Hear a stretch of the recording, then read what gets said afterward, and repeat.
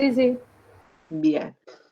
Aprendí, va con ayuda, pero aprendí a poder separar los textos, así que de aquí en más por ahí les puedo mandar exactamente las hojas que quiero que lean, pero la aprendí hoy a la mañana, así que por eso los mandé todos juntos el módulo anterior. Bien. Sabemos que digamos, la línea cronológica que acá estamos usando, digamos, es la misma que habrán visto cuando en historia, por ahí en algunas cuestiones sociales, a lo largo de distintas asignaturas o materias en el secundario, que uno vieron, van poniendo, bueno, de tal fecha a tal fecha se desarrolla la prehistoria, de tal fecha a tal fecha se desarrolla la edad antigua, después la edad media, la modernidad, y la última es la edad contemporánea, que ahí no aparece, es la edad contemporánea. Bueno, esto tiene que ver con esa línea cronológica. Generalmente cuando yo se los doy en clases les voy como marcando que divide una época de la otra. Acá no les voy a hacer tanto, parece los menciono, pero no les voy a dar la clase de la línea de tiempo. Lo que sí les quiero corregir, si ustedes están viendo este cuadro, pero ¿en dónde estaba el error?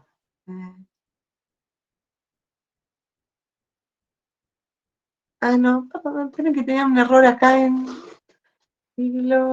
¿no puede ser en el último que dice siglo XIX y no sería siglo XX? Tenés razón, lo buscaba en los anteriores y digo, no veo el error. Tenés razón, no sé quién me habló, pero sí, es siglo XX, no es siglo XIX. En la última columna, yo para no generar confusiones, eh, creo que se entiende, inicios del siglo XX y, digamos, hasta el siglo XXI, digamos, lo que estamos. Este texto, no sé si es del año, de los primeros años del 2000, llega como hasta fines de la década del 90, por lo que relata. Entonces, bueno, más o menos hasta fines del siglo XX, podemos decir, comienzo del siglo XXI. Bien. La prehistoria se marca como una etapa donde lo que predomina, la prehistoria, digamos, determina la época prehistórica, que no le voy a hablar del paleolítico, ni la edad de piedra, ni todo eso, que me gusta hablarlo, pero hoy lo vamos a dejar de lado. Pero la prehistoria se termina cuando empieza la escritura, ¿sí? Es como una época agráfica, digamos, en realidad no porque no tuvieran modos de comunicación escrita, lo que no tenían era la escritura como la conocemos, ¿sí? Porque de hecho dejaron legados, hay legados prehistóricos de imágenes, que había grafos, pero digamos, es una época que no existe, lo que no existe es la escritura, el desarrollo de la escritura. Entonces todo es muy precario, todo es muy primitivo, imagínense, si uno tendría que pensar esta época, estamos pensando en los cavernícolas, por poner algo muy, digamos, muy en el imaginario de la gente, no era que eran cavernícolas, ¿no? Entre comillas, digo cavernícolas, pero para ponerse en contexto, estamos hablando de eso cuando hablamos de historia. Entonces, donde todo hace foco sobre el pensamiento mágico religioso, pensando que son, cuando hablamos de religioso, no estamos hablando de catolicismo ni cristianismo, estamos hablando de dioses de, digamos, no sé cómo lo llamaban en ese entonces, ¿no? Pero el dios del fuego, cuando aparece la edad del fuego, digamos, dioses que ellos, entidades que ellos le daban este nombre de dioses. Eran politeístas, digamos, había muchos dioses, no sé, abocaban al dios sol, a un solo dios. Eh, Así que todo su pensamiento sobre cómo se podía producir o causar una enfermedad tenía que, o cómo se protegían de las enfermedades, también tenía que ver con el pensamiento mágico, religioso. Y por supuesto la causa estaba en lo sobrenatural, como se los dice acá. Se pensaba en este castigo divino, ¿no? De algún dios enfurecido y enojado que enfermaba. Y bueno, así como se pensaba en que eso traía la enfermedad, también traía la capacidad de curar esto sobrenatural. Por eso se hacía hincapié en los brujos, chamanes, o los nombres que tenían en los ritos, en los curanderos que tendrían en esa época, según la región del planeta que se encontraban, y se curaban a través de cultos y rituales, ¿no? Eh, Todo muy mágico el pensamiento, ¿sí? Cuando nos referimos a mágico es porque es el gran contraste sobre el pensamiento racional o científico. nada de eso había en esto. No quiere decir que no hubiera curaciones en estos ritos que tuvieran a lo largo de la historia un principio científico. Por ejemplo, usan el calor de las piedras, y sí, el calor de las piedras en determinados músculos mejora por ahí la movilidad, relaja la zona, o plantas que tenían principios medicinales. Todo esto no es que no sea, no es que era falso, simplemente no tenía el aval científico que después a lo largo de los años, por ahí algunos medicamentos se crearon a partir de estos rituales o de estos usos de plantas medicinales, los yerbateros, digamos, tenían como determinadas especialidades de curanderos. Entonces, tiene que ver con eso, esta etapa de cómo se miraba, digamos, cómo explicaba la salud y la enfermedad en la prehistoria, se basa en esto que les menciono acá, voy agregando o diferenciando para que se entienda. No es muy complejo pensando en esto, en su pensamiento primitivo, pero insisto, no quiere decir que no tuviera ningún aval de realmente que tenga resultados positivos. Lo que no tenían era el sustento científico que diga así, la aloe vera, porque si es lo que conocemos, la aloe vera es bueno porque tiene también las sustancias, producto en su interior que mejor, bueno, eso se supo después con los años, pero ellos ya intuitivamente iban legando este conocimiento y algo de eso había, de mejora. Bien. Después pasamos a la edad antigua, cuando aparece la escritura. Bueno, ahí es donde empieza la historia, lo que se dice, ¿no? Las edades históricas. Y la primera que aparece es la antigüedad, donde las culturas que más predominan eran las que más se destacaron. Hubo otras, podríamos mencionar la de Egipto, podemos mencionar otras de las zonas de Oriente, pero bueno, nosotros tomamos, bueno, toma Flaxon en este caso, y está bueno porque hicieron como hincapié en esta mirada más racionalista que le da los griegos y los romanos a la explicación de la salud y la enfermedad y los modos de curación. ¿Por qué empieza, digamos, esta idea racionalista y naturalista? La naturalista ya la prehistoria tenía algo de esta mirada naturalista, pero en realidad acá lo que le sacan es el pensamiento mágico religioso. Acá los griegos, sobre todo, los de Atenas particularmente, pensaban más en un pensamiento más racional. Piensen Pitágoras, podemos decir, otros matemáticos destacados de entonces, gente de las ciencias sociales, filósofos de las ciencias sociales, Hipócrates dentro de las ciencias naturales, cómo se van destacando, pero siempre con una mirada mucho más profunda, mucho más estudiada, en profundidad que la época que la precede, ¿no? Por eso se llaman racionalistas, usaban la razón para comprender, usaban la razón para entender procesos, hacían asociaciones entre una cosa que pasaba y un posible resultado, tanto para por qué empeoraba una persona como por qué mejoraba una persona, ¿no? Y con determinadas intervenciones. Y un punto central era su contacto con la naturaleza, ¿sí? Ellos hablaban de un equilibrio con el entorno, con la naturaleza, con lo que los rodeaba. Bueno, otra de las ideas es esto, que la salud es belleza, pero no la belleza, además que cuidaban su belleza corporal, piensen en los Juegos Olímpicos, piensen en Atenas, piensen en los espartanos, en otra región de Grecia también, digamos, cómo ese cuidado del cuerpo, esa idea de lo saludable también se asociaba sobre la belleza, sobre la cuestión física, pero no solo con la cuestión física, porque de ahí nos vamos a la otra mirada, también están los filósofos, digamos, ser discípulo de determinados filósofos embellecían el alma, y ellos no disocian alma o espíritu de cuerpo. Para ellos es una sola cosa, no puede haber belleza si no hay un cuerpo sano y una mente sana. ¿Sí? Entonces esto también es una idea revolucionaria, digamos, porque esto después rota en la Edad Media, se cambia esta idea y pueden disociar o hacer la dicotomía entre una cosa y la otra. Paren en cualquier cosa porque yo hablo mucho. Entonces ustedes me paran y me preguntan si Profe, estoy hablando. una Sí. pregunta. Yo de este no entendí que dice como que las causas de las enfermedades no tenían origen divino. Ahí como que se divide lo mágico de lo religioso que vendría a ser en la prehistoria. Ajá, exacto. Y lo que no entendía era que dice que si no que eran manifestaciones de cambios ocurridos en el interior del organismo, en consecuencia con la interacción de su interacción con el medio que lo rodeaba. ¿Qué quiere decir ahí? Bueno, porque en esto de, no sé quién me está hablando. Clara. Lara, en esto Lara de que ellos hacían mucho hincapié en su idea naturalista, por eso les empecé marcando cómo ellos le dan importancia al entorno. Digamos, el entorno tiene que ser, digamos, tiene que haber equilibrio. Yo busco palabras que ellos usaban, ¿no?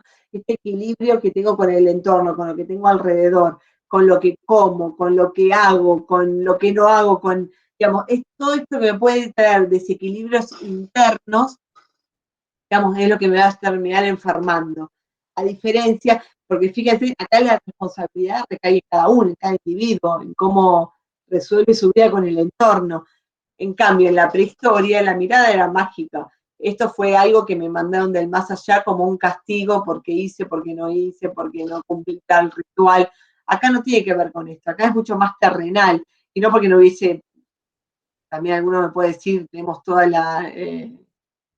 los dioses griegos, que eran un montón, toda su mirada mágica, pero en realidad ellos también, digamos, más allá de su cuestión de fe religiosa, con estas cuestiones mágicas de los dioses, la pitonisa y estas cosas que tenían sobrenaturales, tenían este pensamiento sobre la salud mucho más racional y naturalista. Entonces, ellos decían que cualquier desequilibrio que yo pueda hacer por lo que comí, por no hacer actividad física, por tener una vida sedentaria, digamos, todo eso me va a llevar a un desequilibrio interno, pero tiene que ver con mis acciones con el entorno, con lo que yo hago. Claro, ¿Entiende, Lara?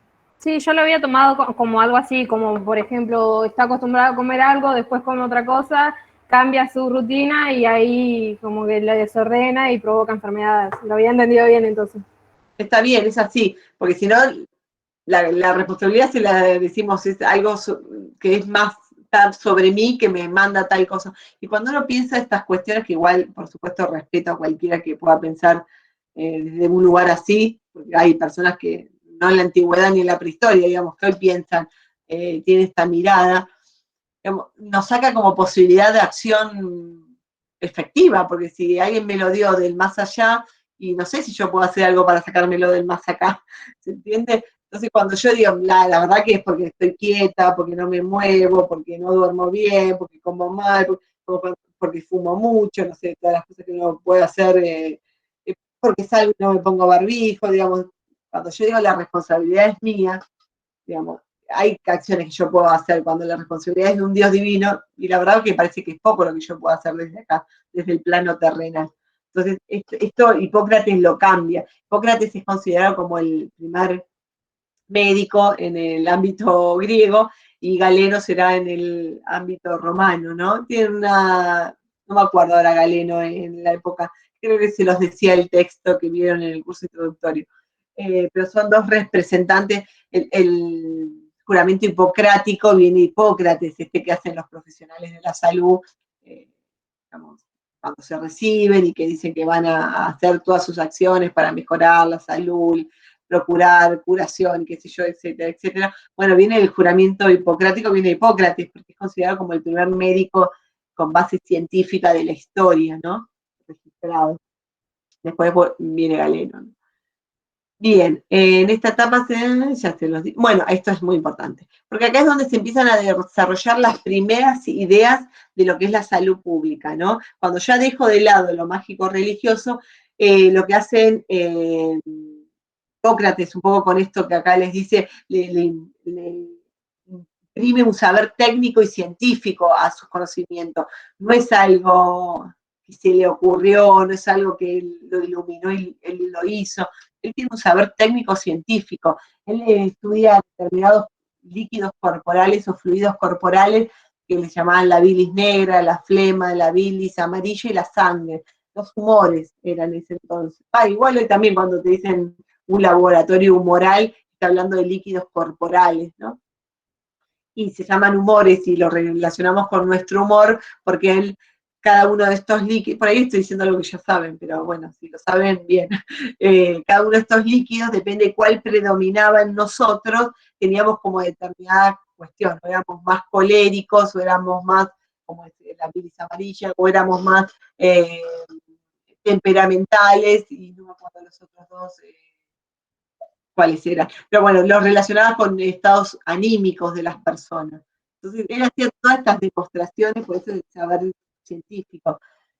Y empiezan a relacionarlo con esto que también vos decías, Lara, que tiene que ver con el entorno o las condiciones. Una de las cosas que propone la antigüedad, digamos, los antiguos, sobre la salud pública es que tiene que ver la higiene corporal y personal para conservar la salud. Algo importante, los baños públicos griegos, si uno ve algún documental de Grecia, puede ver el desarrollo de esos baños que hoy quedaron, digamos, algunas ruinas de lo que fue, y los romanos también tenían baños comunitarios. Cuando hablamos comunitarios, acá hago como un paréntesis, no estamos hablando de que toda la comunidad podía ir a la pileta del barrio, digamos, estamos hablando de que había una élite, que eran los filósofos, que eran los gobernantes, que eran determinados pensadores, que tenían acceso, y después había otras personas que eran servidumbre y no tenían acceso a esta salud que podemos mencionar. Pero lo que sí destacamos es que tenían una idea mucho más abarcativa de lo que era la salud, ¿sí? Pero no tenían todos acceso a ella. Esto es importante, porque si no parece que era, digamos, una sociedad perfecta. No, no, lejos de eso, había una élite que accedía a todo esto y había otros que no llegaban nunca, y si hablamos de los espartanos, había unos que luchaban y habían otros que los descartaban cuando nacían porque no servían. Digamos, tenían sus falencias como sociedades, pero bueno, dentro de la mirada de la salud y de la salud pública, ellos proponen que la higiene es un eje importante para conservar la salud. La alimentación es el otro. Por eso la alimentación mediterránea, que viene de esta zona de Italia, de Grecia, es tan buena para el organismo, porque tiene antioxidantes, porque, digamos, conservan mejor las condiciones internas del organismo, las protege. Bueno, entonces ya tenemos higiene, limpieza y las condiciones ambientales en general, porque hablan mucho del contacto con la naturaleza, digamos, como es el medio que nos rodea. Estas cosas son súper importantes para entender la salud, ¿sí? Y para implementar medidas de salud pública. No es menor esta mirada. Y Roma, que acá lo último se los menciona, una de las cosas que tiene muchas cuestiones estructurales que trabajó Roma. Por ahí en alguna película lo han visto, pero el desarrollo de estructuras es muy importante, y entre ellas estructuras, los acueductos. ¿Para qué eran los acueductos? Para poder proveer agua a poblaciones más lejanas. Esto también tiene que ver con condiciones de salud favorables. Lo mencionamos hace un ratito, dentro de las funciones esenciales de la salud pública salió asegurar el agua potable. Bueno, digamos, esto ya se pensaba en la antigüedad, que se relacionaba con la salud. Y por eso tiene esas mega estructuras hechas de acueductos que cruzaban ciudades enteras, en una época donde no estaba ni la logística, ni los elementos necesarios, ni ahí no me salen los tipos móviles para poder hacer estas cuestiones, excavadoras, nada de esto existía. Pero ellos se dieron la maña para poder llevar adelante estas mega obras. Bien, ¿se entendió cómo era en la antigüedad? ¿Qué es lo importante que uno debe destacar de la antigüedad? Sí. ¿Sí? Bien, esto. La mirada racionalista y naturalista es muy importante, no separan el cuerpo del alma, sino que era, digamos, la belleza y la salud, la conjunción de ambos, deben de estar saludables. Hablan de desequilibrio con el entorno, con externo, con lo que nos rodea, e interno, repercusión en lo interno, por eso nos enfermamos. Bueno, acá lo dice, retorno a la naturaleza. Bueno, Hipócrates como un personaje muy importante para el desarrollo técnico-científico. Lo de la bilis no es importante, yo se los menciono porque estaba acá y para contarles un poco más de cómo se veía. Y después las acciones de salud pública sí son muy importantes.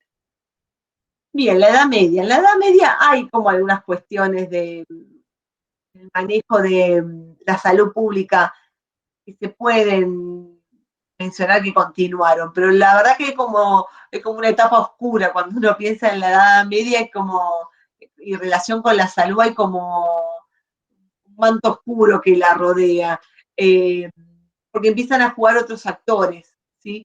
Y el actor principal es la iglesia, el rol que juega la iglesia en esta etapa de la historia.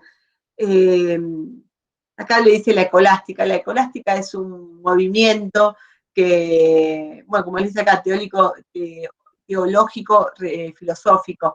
Que lo que es importante de esta idea de este pensamiento es que siempre priorizaban la fe antes que la razón, cosa que los antiguos no, de hecho se destacan por ser racionalistas, por tratar de entender con razón, con comprensión las cuestiones, de tener algún marco científico en la antigüedad.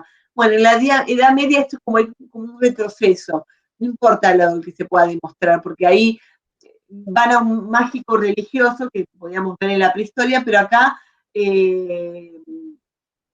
digamos, conectado con la religión, la fe cristiana, bueno, la luterana también va a destacarse, pero con una fe que generalmente está basada en un Dios monoteísta, esto también se diferencia de la prehistoria, y donde tiene gran poder, sobre todo en Occidente. ¿Sí? Por ahí no quiero hablar tanto de Oriente porque siguen con otras miradas sobre la salud, pero en Occidente, que es lo que más nos tenemos cercano, la fe religiosa tiene supremacía sobre la razón. Y esto, bueno, trae algunos problemas complejos para poder entender algunos procesos de salud, una mirada particular sobre la salud y sobre la enfermedad, ¿no? Bueno, acá les cuento un poquito de cómo era esto. Siempre la frase era, como casi el maestro lo dijo. Cuando dice el maestro lo dijo, tiene que ver con este ser superior, lo dijo, lo impuso de esta manera, así lo quiso, que tiene que ver un poco con la fe cristiana hoy en la actualidad también, ¿no? Aquellas personas que tienen cristiana y por ahí con otras religiones también, por ahí uno conoce más la cristiana, el desarrollo de la fe cristiana y católica dentro de la cristiana. Pues esta cuestión de, en última instancia, no porque ya no crean en los médicos ni en la ciencia, porque sí lo creen, ¿no? Pero en última instancia, cuando uno no tiene respuesta, la fe es lo que termina dando como la última palabra, ¿no? Esto ocurre bien en la actualidad, esto que les quería remarcar. Pero acá en esta época lo científico queda un poco relegado, y aparte lo científico queda muy atado también con lo cristiano, porque de hecho los primeros hospitales se hicieron en iglesias, digamos, se desarrollaron en iglesias, aquellos que organizaban los hospitales eran los curas eran los que tenían acceso a la literatura de los antiguos, de Hipócrates, digamos, la población normal, común, los plebeyos, los campesinos no podían leer, no accedían a los libros. ¿Quiénes accedían a los libros? Todos los que estaban dentro de la comunidad religiosa. Entonces, ellos eran los que tenían los saberes. Así que, bueno, eran una parte importante de los proveedores de salud, a su vez. Bien. Profe, Sí. este era el que ahora lo estaba leyendo y decía como que enseñaban a través de la Biblia, como que o sea, hacían la repetición de textos antiguos y eran como una revelación divina, ¿no? Tal cual, digamos, no es que le compartían los libros que tenían guardados de la antigua Grecia que habrían sobrevivido a lo largo de la historia. Estamos hablando de, yo no se los dije, pero estamos hablando del 1600, 1500, 1400. Así como dato, la Edad Antigua termina con la caída del Imperio Occidental, que es cerca del 1400, no me acuerdo de 1400 cuánto. Así que estamos por esa época, la edad medieval o edad media. Algunos textos habían sobrevivido esos siglos, pero como les digo, lo tenían la iglesia. Pero digamos, ¿qué era lo que ellos facilitaban? La Biblia como libro de texto, lo que difundían. No es que compartían sus conocimientos.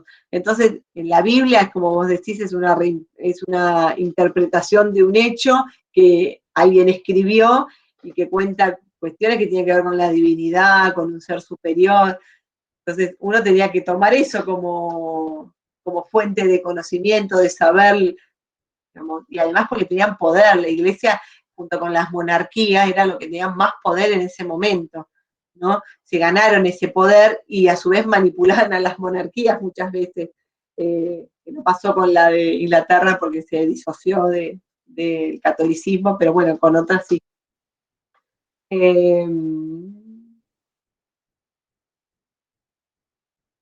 Esperen que está leyendo acá. La escolástica incentiva la especulación y el razonamiento, pues supone someterse a un rigor rígido, armazón lógico y una estructura esquemática del discurso que deben exponerse. Bueno, no es que no tenían razonamiento, lo que pasa es que ellos lo moldean a su razonamiento. ¿Sí? Insisto, ellos tenían muchos conocimientos de siglos de historia, lo que pasa es que no era lo que llegaban a la población en general. Bueno, una de las consignas era, no tenían acceso al cuerpo. Imagínense, los romanos hablamos de baños, los romanos y los griegos hablamos de baños públicos, pileta, gente desnuda, digamos, se metían, no había el pudor, digamos, que trae el catolicismo o la religión sobre los cuerpos, esto de vestirse. ¿Por qué uno ve una película de Edad Media y tiene tantas capas de ropa? ¿Por qué es importante esto de lo que no se ve? No se veía ni nada, hasta tenían un gorrito, solo se lo sacan en la casa, la vestimenta era hasta los tobillos. Bueno, todo esto no era casualidad, no se debía ver. Entonces, como los cuerpos no se podían inspeccionar en vida, sí se hacían trabajos por ahí más de autopsia o inspeccionar algunos cuerpos que sin vida, estudiaban la orina, la materia fecal, digamos, todo lo que salía del cuerpo lo trataban de estudiar, ver qué características tenía.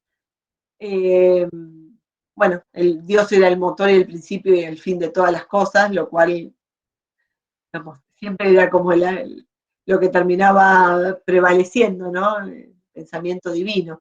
La enfermedad viene directamente de Dios y la salvación del alma es uno de los principales objetivos. Y en manos, bueno, sobre todo en los estados cristianos, ¿no? Pero ¿y en manos de quién estaban? De los curas, de los sacerdotes, de la iglesia estaba en manos. Entonces tenían el poder y ahí es donde empiezan a hacer la gran disociación, porque a pesar que tenían mucho conocimiento, la iglesia no podía curar, hay cosas que no se podían curar y las personas morían, pero ¿qué tenían ¿cómo se llama? Cuando el monopolio de curar el alma, de salvar el alma. Tu cuerpo se va a morir, pero yo tengo la capacidad de salvar tu alma.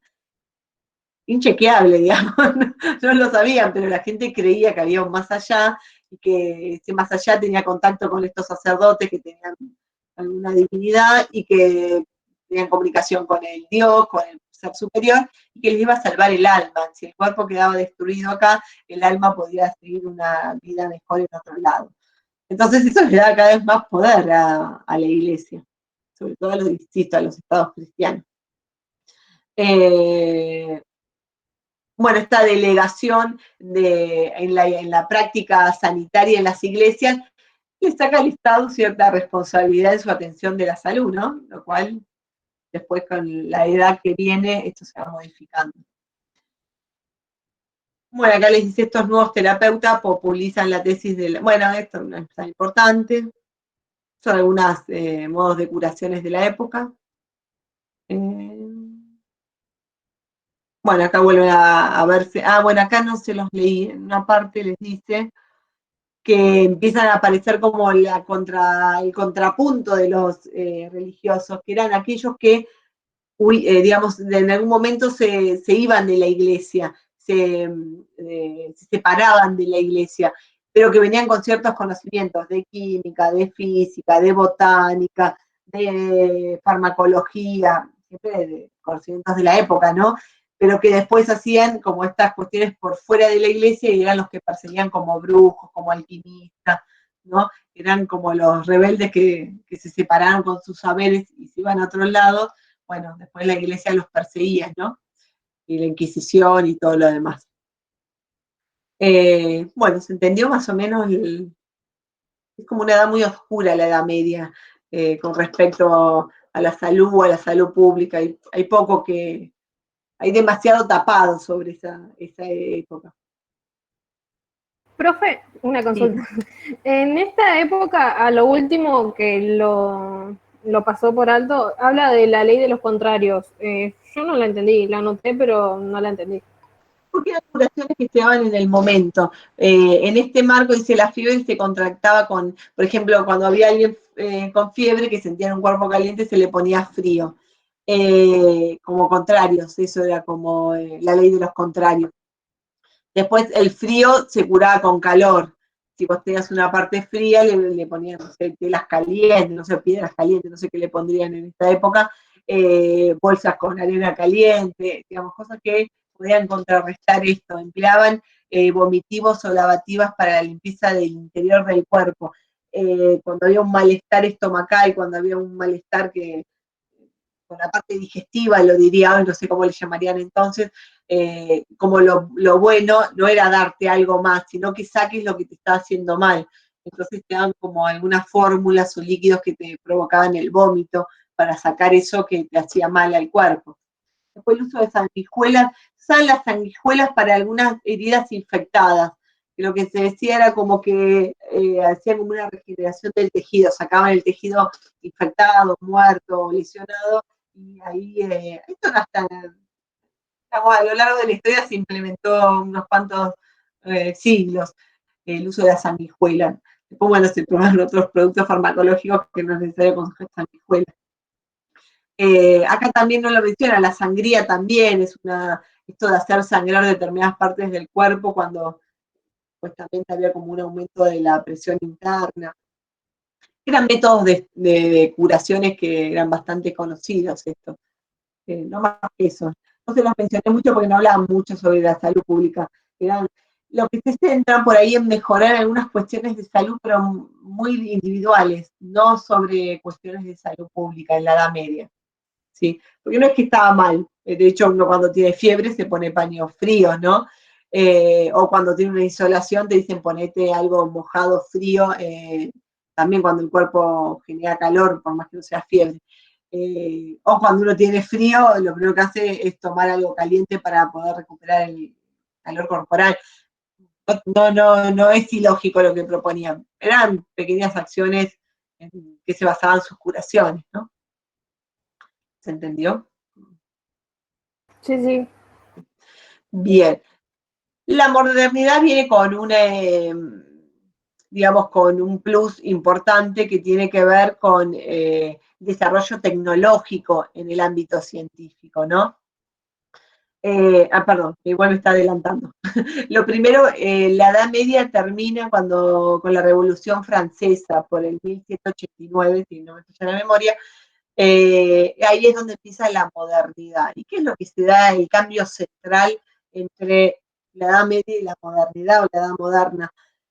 Es el modo de producción de las sociedades, ¿no? El modo de producir bienes, el modo de producir servicios, el modo de trabajar de las sociedades. Hablamos de una sociedad en la Edad Media donde existían determinadas profesiones, que era el campesino, el caballero del rey, el artesano, el cura, digamos, había como bien delimitadas y cada uno hacía, digamos, ese trabajo en su espacio.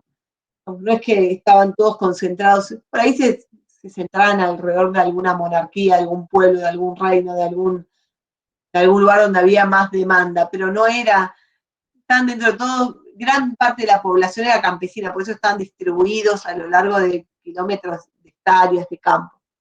La modernidad trae otro modo de producción, donde empieza ahí, por eso les estaba diciendo, la tecnología cambia el modo de producción, empiezan las maquinarias para producir. Ya no es el artesano que va, tala el árbol, le da forma, lo pega, lo arma, deja la silla o la mesa o los zapatos armados y lo comercializa. No, acá ya no, es una persona que todo lo que va a hacer es cortar madera. ¿Vieron la película de Chaplin, alguna imagen que tengan de tiempos modernos, donde es esa producción alienada, donde hacen todo el tiempo lo mismo, todo el tiempo lo mismo, todo, es la producción en serie que se le dice, o en línea?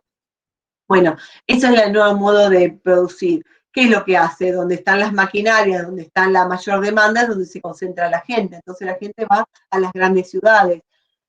Empiezan a trabajar, bueno, tanto antes trabajaban más en el campo, los hombres se dedicaban más a una actividad, las mujeres a otra. Acá empiezan a trabajar niños, mujeres, hombres, también en el medio hay guerras, entonces se quedan, sobre todo en la parte de Europa, quedan menos hombres y las mujeres son las que van a trabajar.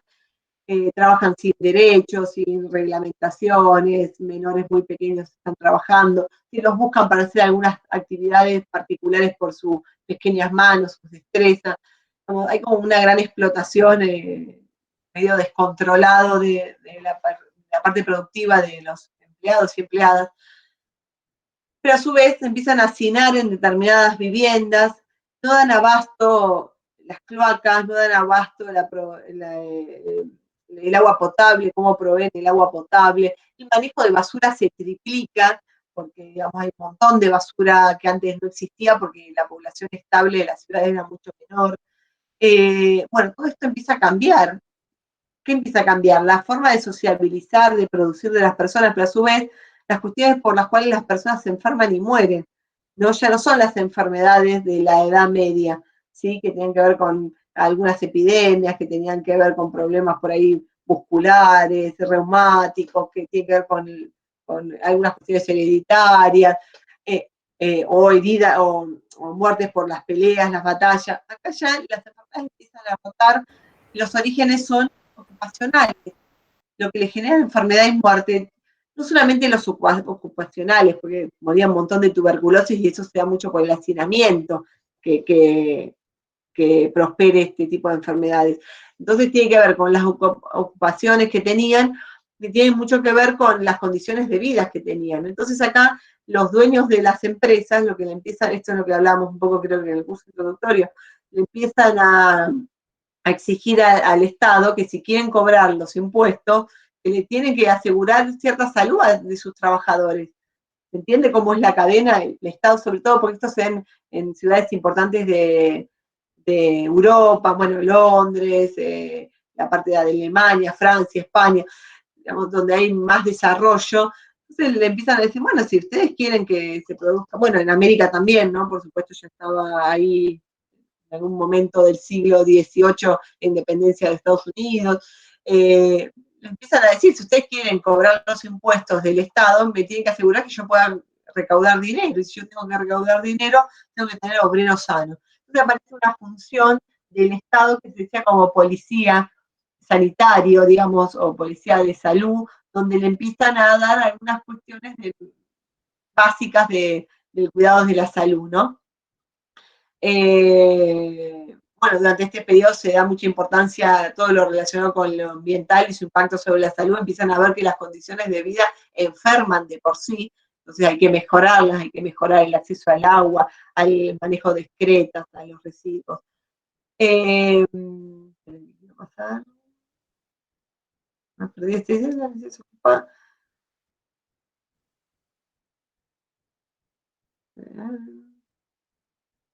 Medicina de Estado, bueno, esto de policía médica, eso se llamaba. La policía médica, que va un término que se llama esta medicina de Estado, donde clasificar las enfermedades en dos grandes grupos, las que tienen que ver con infecciones o epidemias y las que tienen que ver con las sociales o que se relacionan del modo de producción del hombre, ¿no? Entonces estas son como las grandes, esto no es menor, ¿no? Para la salud pública. Pueden diferenciar, digamos, pueden categorizar entre las enfermedades infecciosas y aquellas que son sociales. Esto para la salud pública, y empieza a ser como el puntapié, el inicio formal de lo que uno habla hoy en día de salud pública. Cuando uno habla de los términos de salud pública, se montan más o menos al 1800, en el transcurso del 1800, y si recuerdan, una de las Winslow habla de su definición de 1920, digamos, toda una producción que fue de los últimos 40 años para que esa idea de salud pública. A inicios de la salud pública se habla de las condiciones sociales productoras de enfermedades y se toman medidas preventivas. Los antiguos tomaban medidas preventivas también, yo no se los había mencionado, pero tienen acá les dice dónde está el cursor, este componente preventivo, no de la índole de la Edad Media, no, perdón, de la Edad Moderna. Bueno, y después pasamos ya sé que nos estamos pasando un poquito de tiempo. Estos dos es todo de edad contemporánea. Empieza a tener mucho desarrollos científicos, ¿no? Donde es lo que les iba a mencionar hoy, el microscopio, la capacidad de discernir el virus de una bacteria, el desarrollo de la farmacología, de la bioquímica, el desarrollo de vacunas, todo esto empieza a tomar como mucho la mirada de la salud por parte de los estados. Y se centra mucho en el modelo biologicista, ¿no? El modelo médico hegemónico que uno le dice, donde todo se centra en estos microorganismos que producen enfermedad, ¿sí?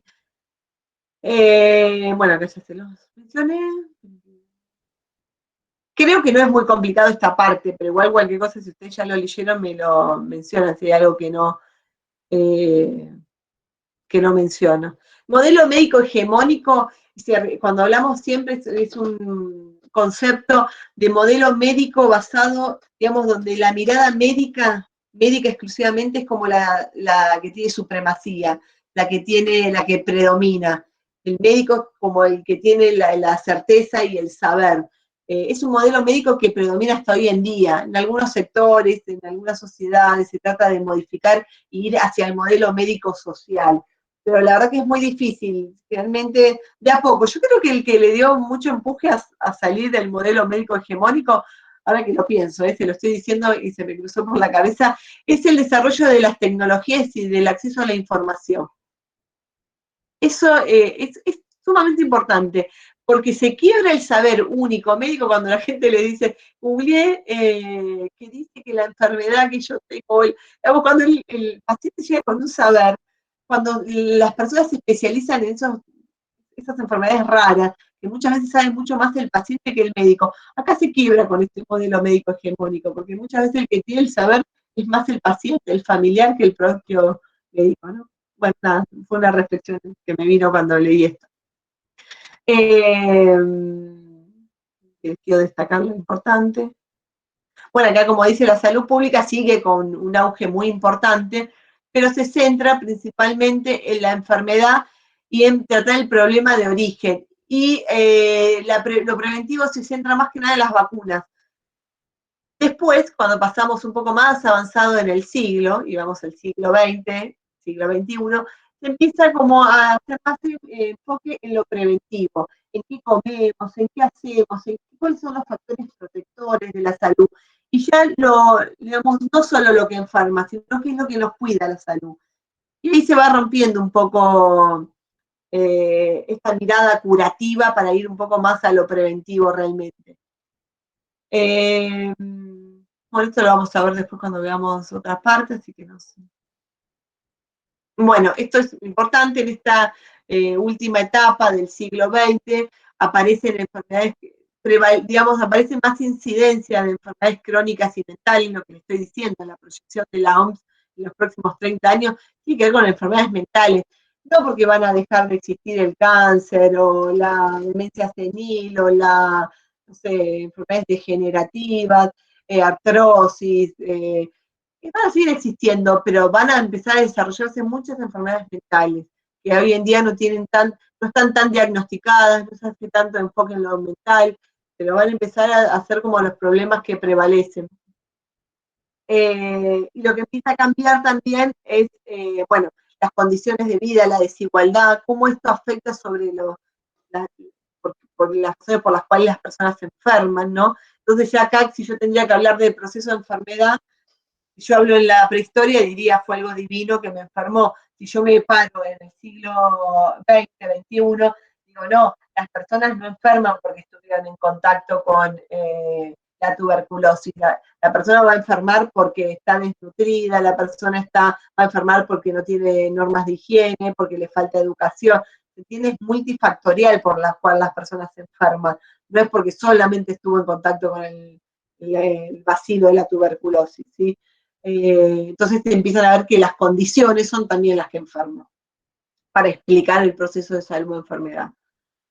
Entender que tiene que ver con, las enfermedades son multideterminadas y complejas, no son un acto simple de exposición a un agente causal, por eso son complejas, tiene que ver lo social y las condiciones, bueno, los determinantes de la salud que ya vamos a ver, y eso es importante. Y los abordajes para poder tratar la parte curativa no solamente es tener servicios de salud, sino es tener un enfoque intersectorial e interdisciplinario, ¿sí? No la cura muchas veces un médico solo, un obstetra solo, el trabajo es multidisciplinario, interdisciplinario también. Bueno, acá se entiende más a la promoción de la salud y con una mirada colectiva, poblacional, que con una mirada individual de la salud. Y empiezan a buscarse no solo las causas de la enfermedad perdón, al revés, no solo la causa se empiezan a buscar causas de salud, o sea, factores protectores de la salud, no solamente aquellos causantes de la enfermedad. Sí, esto es muy importante para pensar lo preventivo. Bien, bueno, lo último se los dije un poquito rápido, perdón, era porque quería que entre todo. Igual síganlo leyendo, nos queda para ver una parte. No se lo hice muy dinámico, la próxima se los voy a hacer con alguna actividad para que puedan. De hecho, les voy a mandar de tarea que vean una película. No es una película, es un documental.